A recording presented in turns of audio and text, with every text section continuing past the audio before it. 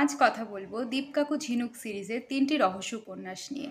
তাহলে চলুন শুরু করা যাক। উপন্যাসের গোয়েন্দা চরিত্র দীপ কাকু, যার পুরো নাম দীপঙ্কর বাগচি, এবং তার ভাইঝি ঝিনুক। ঝিনুকের কোনো পুরো নাম থাকলেও থাকতে পারে, কিন্তু আমার এখন সেটা মনে পড়ছে না। এরা দুজন মিলে কেস সলভ করে। দীপ কাকু একজন শখের গোয়েন্দা নন, উনি পেশায় একজন গোয়েন্দা।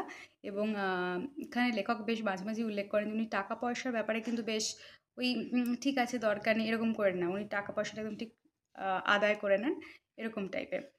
তো একদম ছিমছাম সাদামাটা মানুষ, কিন্তু তার যে এত বুদ্ধি রয়েছে এটা সচরাচর দেখলে আপনারা বুঝতে পারবেন না। তো এইরকম একটা চরিত্র দীপ কাকু। আর এই সিরিজের আমি যে প্রথম উপন্যাসটা পড়েছিলাম সেটা হেয়ালির অন্ধকারে। এটা আমি পড়েছিলাম আনন্দমেলা পূজাবার্ষিকী থেকে।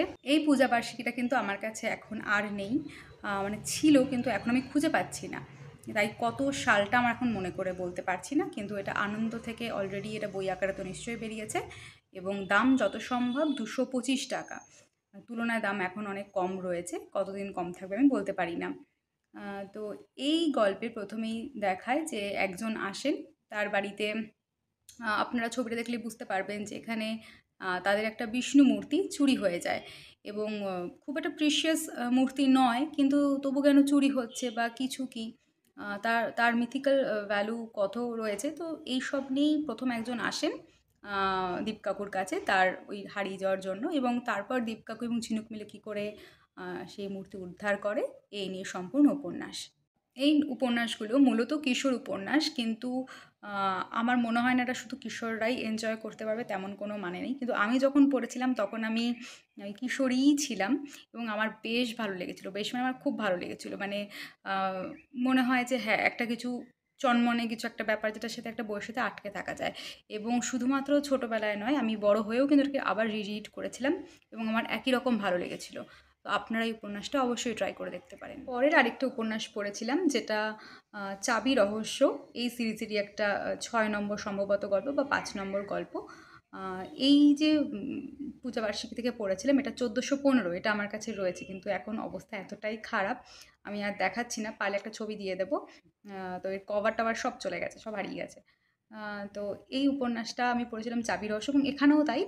একটা তার দীপ কাকুর একজন ক্লায়েন্ট আসেন যার একটা ব্যাগ হারিয়ে যায়। এবং ব্যাগ কী করে হারিয়ে যায় তার কারণ তার কাছে সব রকম চাবি, ডুপ্লিকেট চাবি, সব রকম চাবি তার কাছে ছিল, কিন্তু তাও তার ব্যাগ কী করে হারিয়ে যাচ্ছে, এবং ব্যাগের মধ্যে অবশ্যই ইম্পর্টেন্ট জিনিসপত্র ছিল, এবং সেই ব্যাগ কী করে উদ্ধার করতে পারেন, এটা নিয়েই সম্পূর্ণ উপন্যাস। এবং এটাও বেশ ভালো। আগের থেকে আমার যখন ছোটোবেলায় পড়েছিলাম তখন তো আমার বেশ ভালো লেগেছিলো, বেশ ভালো লেগেছিলো। এবং কিন্তু বড় হয়ে যখন আমি রিড করেছি, আমি প্রায় ভুলে গেছিলাম। তারপর যখন আবার যখন রিড করছি, তখন আমি একটুখানি আন্দাজ করে নিয়েছিলাম যে কী হতে পারে। কিন্তু ছোটোবেলায় পড়া জিনিসটা আমি একদমই যেহেতু ভুলে গিয়েছিলাম, তো বড় হয়ে এটা আমি পেয়েছি। এবং আমার মনে হয় যে এটা যদি ছোটরা পড়েন, তাদের তো ছোটরা যদি পড়ে তাহলে তাদের তো খুব ভালো লাগবে নিঃসন্দেহে।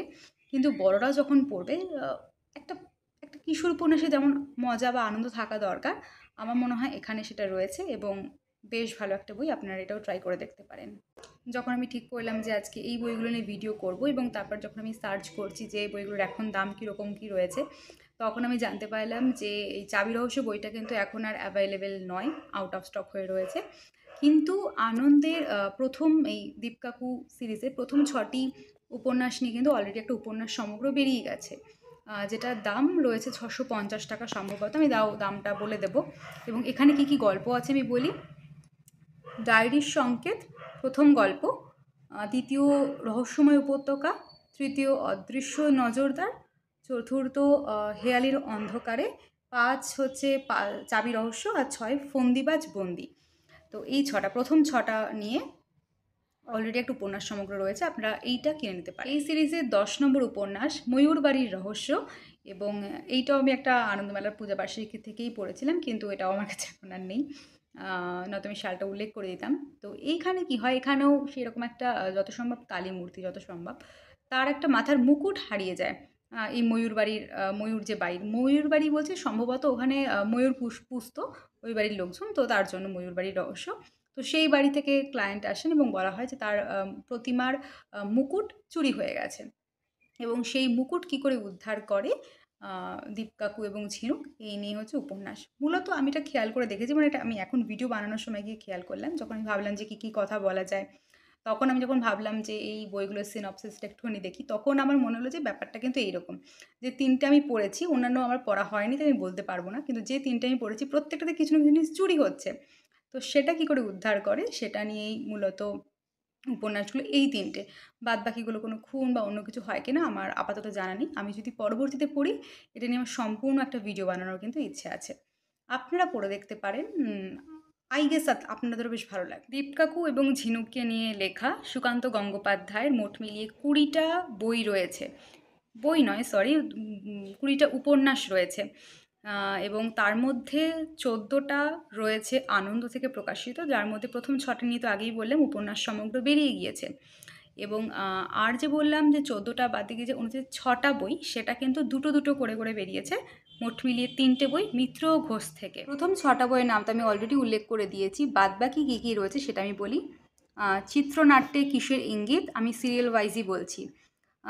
8 নম্বর প্রাপকের খোঁজে, তারপরে চেনা চেহারায় অচেনা মানুষ, 10 নম্বর ময়ূরবাড়ির রহস্য, 11 ডাক রহস্য, 12 নিঃশব্দ মৃত্যু, 13 মুদ্রা রহস্য।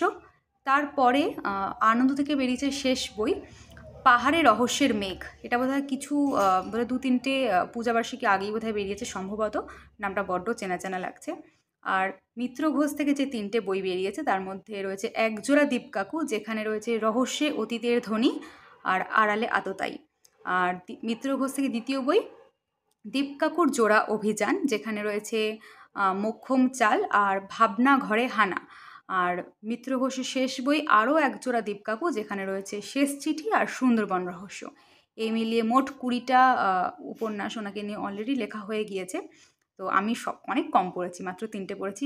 আশা করি পরবর্তীতে অনেক কটা পড়ে ফেলতে পারবো। আর সব কটা নিয়ে যে একটা ভিডিও বানাবো সেটা এখনই বলতে পারছি না, কারণ অনেক সময় লাগবে সব কটা নিয়ে ভিডিও বানাতে গেলে। তো পরে যদি আরও কিছু পড়ি, আমার পড়ার ইচ্ছা আছে, আমি নিশ্চয়ই জানাবো। আশা করি আজকের ভিডিওটা আপনার হেল্পফুল হয়েছে এবং ভালো লেগেছে। নমস্কার।